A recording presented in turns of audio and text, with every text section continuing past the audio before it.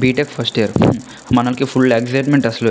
ఎందుకంటే 10థ్ క్లాస్‌లో చూసుకుంటే ఎస్ఎస్‌సి, నెక్స్ట్ మనం ఇంటర్ జాయిన్ అవుతాం. అందులో ఈ జేఈఈ మెయిన్స్, ఈ అడ్వాన్స్, ఎంసెట్ అని అదొక ప్రెషర్. అంటే ఇదంతా ఒక ప్రెషర్ కుక్కర్‌లా మనకు కలిగేది. అంటే అదొక ప్రెషర్ కుక్కర్ అట్మాస్ఫియర్ లాగా.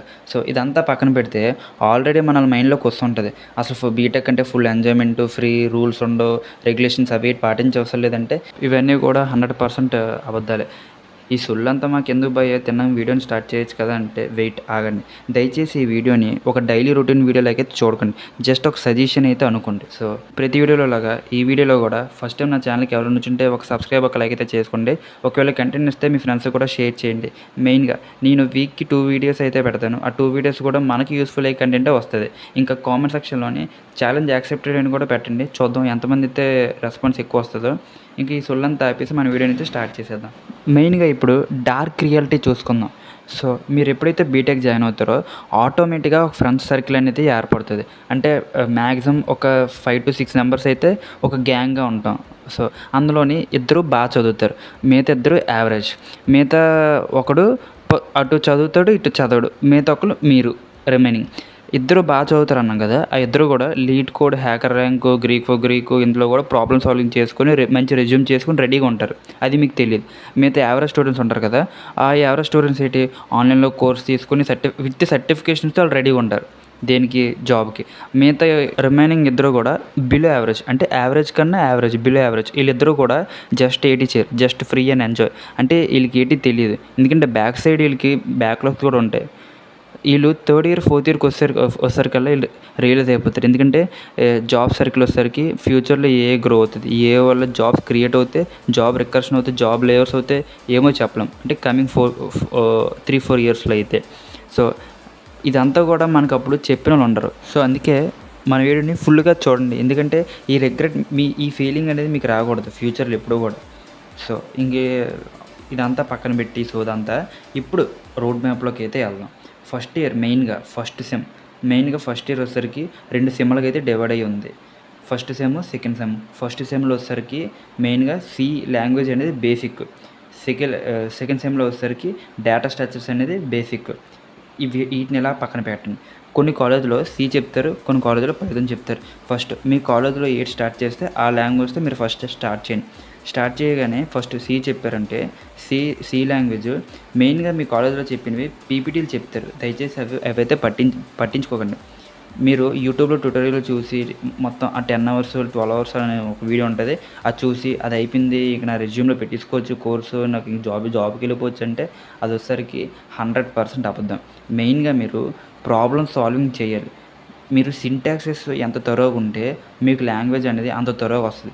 సింటాక్సెస్ ముందు బాగా నేర్చుకున్న తర్వాత థియరీ అంతా కూడా అర్థం చేసుకున్న తర్వాత ప్రాబ్లమ్ సాల్వింగ్‌లోకి వెళ్ళండి ఫస్ట్. అంటే హ్యాకర్ ర్యాంకు, లీడ్ కోడ్, ఇంకా గ్రీక్ ఫర్ గ్రీక్, కోడ్ నెస్ట్ సమ్ బోల్డ్ ఉన్నాయి. ఈ వెబ్‌సైట్స్‌లోకి వెళ్ళి మీకు స్టూడెంట్ ఐడీ కార్డ్ ఎన్రోల్ అయిన తర్వాత ఆళ్ళు కొన్ని ఫ్రీ కోర్సెస్ ఇస్తారు. అదంతా పక్కన పెట్టి మీరు కొన్ని ప్రాబ్లమ్ సాల్వింగ్ స్కిల్స్ అయినా అక్కడ ఆళ్ళు ప్రాబ్లమ్స్ ఇస్తారు, మీరు సాల్వ్ చేయాలి.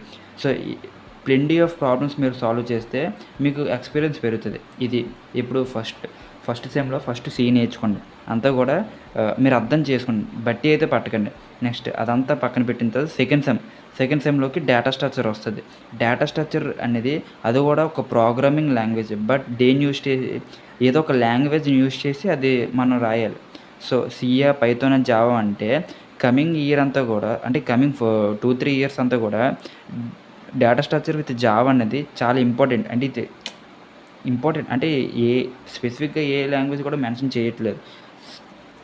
బట్ మీరు ఫస్ట్ సి లాంగ్వేజ్‌తో స్టార్ట్ చేసేసి పైథాన్ అయితే పైథాన్. సో, నేర్చుకున్న తర్వాత డేటా స్ట్రక్చర్‌లోకి వెళ్ళండి. Data structure with Python, C అని చెప్పి ప్రాబ్లమ్ సాల్వింగ్ చేయండి. చేసిన తర్వాత వీటితో పాటు వెబ్ డెవలప్‌మెంట్ కోర్స్ చాలా ఇంపార్టెంట్.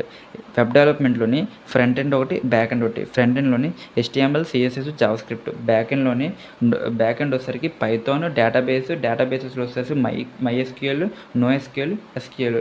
మళ్ళీ ఈ ఫ్రేమ్‌వర్క్స్ ఉంటాయి. Like react JS, node JS, express JS etcetera plenty ఉంటాయి.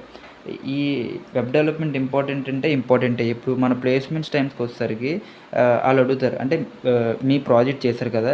ప్రాజెక్ట్ అంతా కూడా వెబ్ డెవలప్‌మెంట్ ప్రాజెక్టే. దీన్ని ఎక్స్‌ప్లెయిన్ చేయమంటారు ఇదంతా కూడా. ఎక్స్‌ప్లెయిన్ చేయడానికి ఈ వెబ్ డెవలప్‌మెంట్ అనేది బాగా యూజ్ అవుతది. సో, మీకు అర్థమైంది కదా! రోడ్ మ్యాప్ అని ఫస్ట్ ఇయర్‌లోనే. మీ ఫస్ట్ ఇయర్‌లో మీరు ఫస్ట్ నేర్చుకోవాల్సింది ఒక ప్రోగ్రామింగ్ లాంగ్వేజ్. ఇంకా ఒక డేటా స్ట్రక్చర్ థరోగా ఉండాలి. డేటా స్ట్రక్చర్ ఏ లాంగ్వేజ్‌తో సాల్వ్ చేస్తారంటే, మీరు ఏ ప్రోగ్రామింగ్ లాంగ్వేజ్ అయితే నేర్చుకుంటారో, ఆ ప్రోగ్రామింగ్ లాంగ్వేజ్ అయితే దాంతో స్టార్ట్ చేస్తారు. సో, ఇదంతా పక్కన పెడతారు. మీరు అలా దీంతో పాటు వెబ్ డెవలప్‌మెంట్ స్టార్ట్ చేస్తారు. ఇప్పుడు మీరు ఒకటే గుర్తుపెట్టుకోండి. ఫస్ట్ ఇయర్‌లో గూడా అంతా గూడా ఫస్ట్ టచ్ చేసేయండి అటటటట.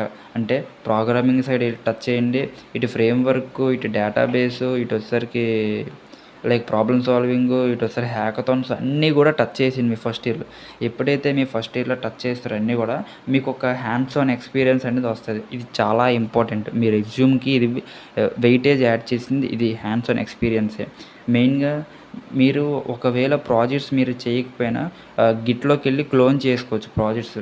బట్ మీ యొక్క ఇంటర్వ్యూయర్‌కి ఇది ఎక్స్‌ప్లెయిన్ చేయడానికి రావాలి. ఇది రావాలంటే మీకు hands on experience me mind అనేది ఫుల్‌గా గెయిన్ అయ్యి ఉండాలి. సో, అలా గెయిన్ అయ్యి ఉంటే మీరు చెప్పగలరు. సో, మీకు అర్థమైందని అనుకుంటున్నాను మెయిన్‌గా. ఇప్పుడు మనకు రావాల్సింది ఏంటంటే మెయిన్‌గా ఒక ప్రోగ్రామింగ్ లాంగ్వేజ్ రావాలి. ఫస్ట్ సెమ్‌లోనే సి గాని, పైథాన్ గాని మీకు చెప్తారు. నెక్స్ట్ దీంతో పాటు డేటా స్ట్రక్చర్ నేర్చుకుంటాం. నేర్చుకున్న డేటా స్ట్రక్చర్‌ని ఏదో ఒక ప్రోగ్రామింగ్ లాంగ్వేజ్ యూజ్ చేసి స్టార్ట్ చేస్తాం. స్టార్ట్ చేసిన తర్వాత వెబ్ డెవలప్‌మెంట్ కూడా కొద్దిగా నేర్చుకుంటారు. సో, ఈ వీడియో మీకు అర్థమైంది అనుకుంటున్నాను. ఎందుకంటే నేను ఎక్కువ అయితే చెప్పట్లేదు. ఎందుకంటే వీడియో లాగ్ అయిపోతుందని. సో, సబ్స్క్రైబ్ అయితే చేసుకోండి. నేను పెట్టగానే నోటిఫికేషన్ ద్వారా మీకు రావాలంటే వెంటనే సబ్స్క్రైబ్ అనేది ఒకటే మార్గం. సో, ఉంటానైతే. బాయ్.